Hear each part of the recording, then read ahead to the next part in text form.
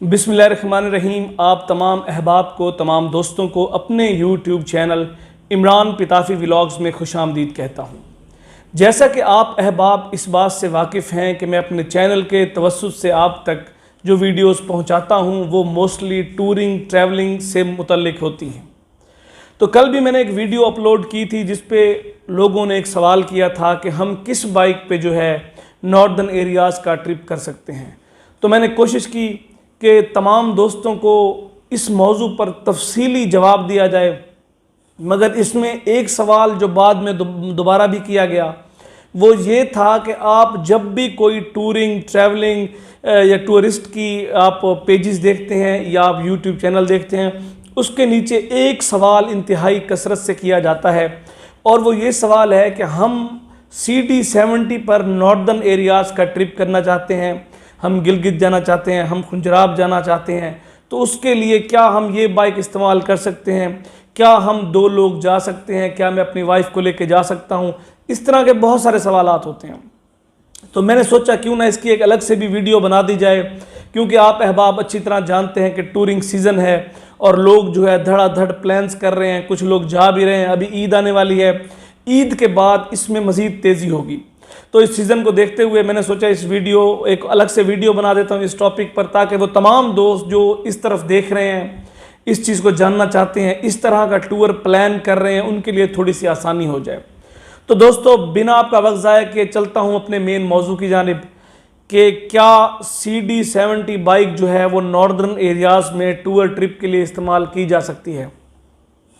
तो जैसा कि मैंने अपने पिछले व्लॉग में इंतहाई सादा जवाब दिया कि मेरे भाइयों, अगर आपके पास एक रीज़नेबल बाइक है, एक सही बाइक है, रीज़नेबल से मुराद हरगिज़ नई बाइक नहीं है, मतलब एक ऐसी बाइक जो वेल मेंटेन हो, वो है, तो आप नॉर्दर्न एरियाज़ में कहीं भी विज़िट कर सकते हैं।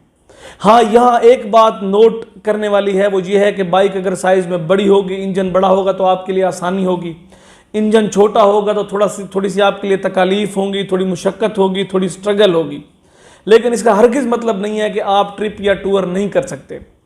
तो इसमें मुशक्क़त किस तरह की है, क्या क्या मुश्किलात हैं, क्या क्या चीज़ें देखने वाली हैं, वो मैं आपको बयान कर देता हूँ।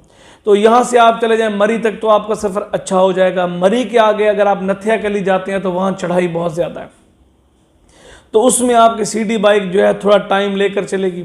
लेकिन यहाँ जो हजरात कह रहे हैं कि हम 2 लोग CD बाइक पे जाना चाहते हैं, तो मैं हरगिज़ रिकमेंड नहीं करूँगा, क्योंकि CD70 हल्की सी चढ़ाई पर भी 2 लोगों के साथ बहुत परेशान करता है, बहुत तंग करता है, आपके लिए मुश्किल हो जाएगा।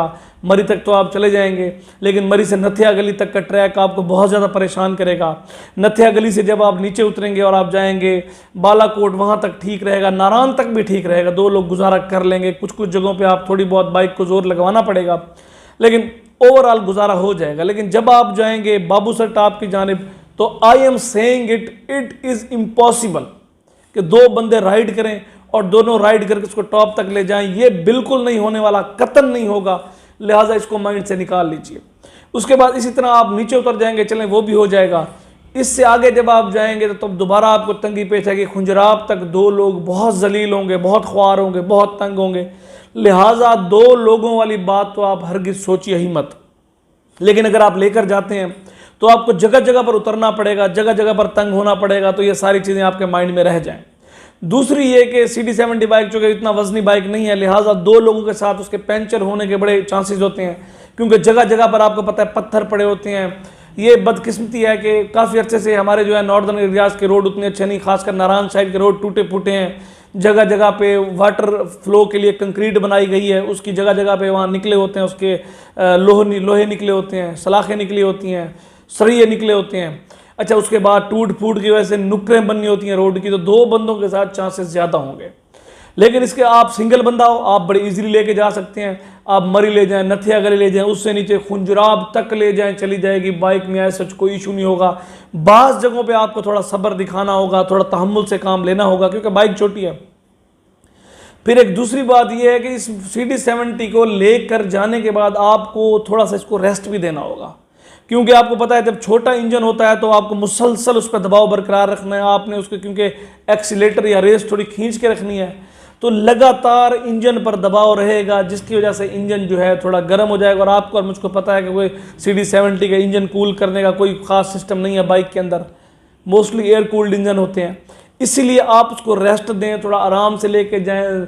जहां आपको लगे कि यार यहाँ चढ़ाई नहीं है, थोड़ा आराम कर लें, ठीक है। खासकर 2-3 जो बड़ी बड़ी चढ़ाइयाँ आती हैं, जिस तरह बाबूसर टॉप की चढ़ाई आती है, नथिया गली वाली चढ़ाई उससे पहले आती है, या इसके बाद खुजराब वाली आती है, तो उसमें थोड़ा सा एहतियात की ज़रूरत, थोड़ा सा ब्रेक उसको दे के जाएँ।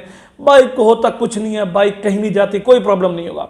लेकिन चूँकि आपने लंबा सफ़र करना है, आपने वापसी भी आना होगा, तो लिहाजा अपनी सवारी का ख्याल रखना, उसकी हिफाजत करना ज़रूरी है, ताकि पूरे रास्ते में आपको कहीं भी वो तंग ना करे। बाकी फ़ायदे मैं पिछली वीडियो में बता चुका हूँ, फ्यूल बहुत कम लेगी, प्लस पॉइंट है, क्योंकि नॉर्दर्न एरियाज में हमेशा फ्यूल का इशू रह जाता है। फिर दूसरा जो प्लस पॉइंट इसमें है वो ये है कि ये बड़ा आसान है बाइक, इसका प्लग वलग आप खुद खोल के देख सकते हैं। तीसरा, टायर बड़ी इजीली आप चेंज कर सकते हैं कहीं भी, इसकी निस्बत 1:5 150 का टायर खोलना बड़ा मुश्किल काम है। फिर पंचर भी आप इजीली लगा सकते हैं, उन बाइक का ज़रा थोड़ा डिफ़िकल्ट काम है। अब मैं इसकी थोड़ी सी नेगेटिव साइड पे आता हूँ, आपको नेगेटिव साइड भी बता देता हूँ, ताकि जो लोग फैसला कर रहे हैं उनके माइंड में रह जाए। वो ये है कि इसका टायर जो है वो बहुत अच्छा नहीं होता, तो उसके पंचर होने के बहुत ज़्यादा चांसेस होते हैं। उसके बाद आप इसे आगे चलें तो पानी के अंदर जब आप वाटर स्ट्रीम्स गुजारते हैं तो वहाँ प्लग में इधर उधर पानी जाने का बड़ा चांस रहता है, थोड़ा सा एहतियात करना पड़ता है। उसके बाद नॉर्दर्न एरियाज़ में जैसे आप नारायण साइड क्रॉस करेंगे, आगे जाएंगे, CD70 का इस्तेमाल बहुत कम हो जाता है। मकामी लोग अमूमन 1:5 इस्तेमाल करते हैं, इसी लिहाज से आगे इसके स्पेयर पार्ट्स, केबल, चीज़ें मिलना मुश्किल हो जाती है, कम हो जाती हैं। लिहाजा जो ज़रूरी चीज़ें हैं वो अपनी साथ लेके जाएं, क्योंकि आगे आपको 1:5 के पार्ट्स तो मिलेंगे, लेकिन CD70 पार्ट्स जैसे जैसे आप आगे जाते जाएंगे आपके लिए मुश्किल होते जाएंगे। तो ये छोटे मोटे इश्यूज हैं जो आपको एड्रेस करने होंगे, आप माइंड में रख के जाइए। लेकिन यकीन करें कहीं नहीं जाती। मैंने एक नौजवान का व्लॉग देखा, वो तो चाइना की बाइक पे खुंजराब गया है और वो स्कर्दू गया है एस्तोर साइड से, which is bit difficult side. So that's why my point of view is very clear that you can ride, you can go anywhere where you want to go. There is no issue. It is very much practical. तो आप जा सकते हैं, घूम फिर सकते हैं, enjoy कर सकते हैं। इतना हवा इसको ना बनाएं, इतना सर पे सवार ना करें। मैं पिछली वीडियो में भी कह चुका हूँ कि घूमने फिरने के लिए नीयत का होना ज़रूरी है। थोड़ा बहुत खर्चा मैनेज करें, घूमें फिरें। इन सवारियों को आप कभी भी अपना मसला ना बनाएं। बाकी आप कहीं सफ़र करेंगे, आप BMW पे चले जाएँ, आप रेंज रोवर पे चले जाएँ। सफ़र वसीला ज़फ़र तो ज़रूर है, मगर सफ़र जो है वो एक तकलीफ़ का नाम भी है, वो स्ट्रगल का नाम भी है, वो मुशक्क़त का नाम भी है, वो मेहनत का नाम भी है। लिहाजा इस बात को माइंड में रखें, वही चीज़ें आपको बाइक पर भी फेस करनी पड़ती हैं।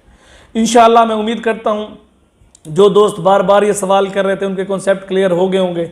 लेकिन अगर कोई आपका और सवाल है तो वीडियो के नीचे लिखिए। इंशाअल्लाह जितना मेरा तजर्बा है, क्योंकि मैंने CD70 पे नॉर्दर्न एरियाज़ पे सफ़र किए हैं, उसके अलावा मैंने यहाँ नॉर्दर्न एरियाज़ के अलावा मैंने फोर्ट मंडू के भी सफ़र किए हैं, बाकी जगहों के भी किए हैं। तो मेरे हिसाब से कोई इशू नहीं है, अगर वेल मेंटेन बाइक है तो इजीली करें। इसके अलावा अगर आपको जानना चाहते हैं तो आप ज़रूर लिखिए इस वीडियो के नीचे। लेकिन उससे पहले वो तमाम दोस्त जो मेरी वीडियोस तो देख रहे हैं मगर जिन्होंने चैनल को सब्सक्राइब नहीं किया, या कुछ उस तरह के लोग भी हैं जो बिल्कुल चैनल पर नए हैं, तो मेरे चैनल को सब्सक्राइब कर लीजिए और बेल आइकन दबाना हरगिज़ ना भूलें, ताकि मेरी आने वाली तमाम वीडियो सबसे पहले आपको मिलती रहें।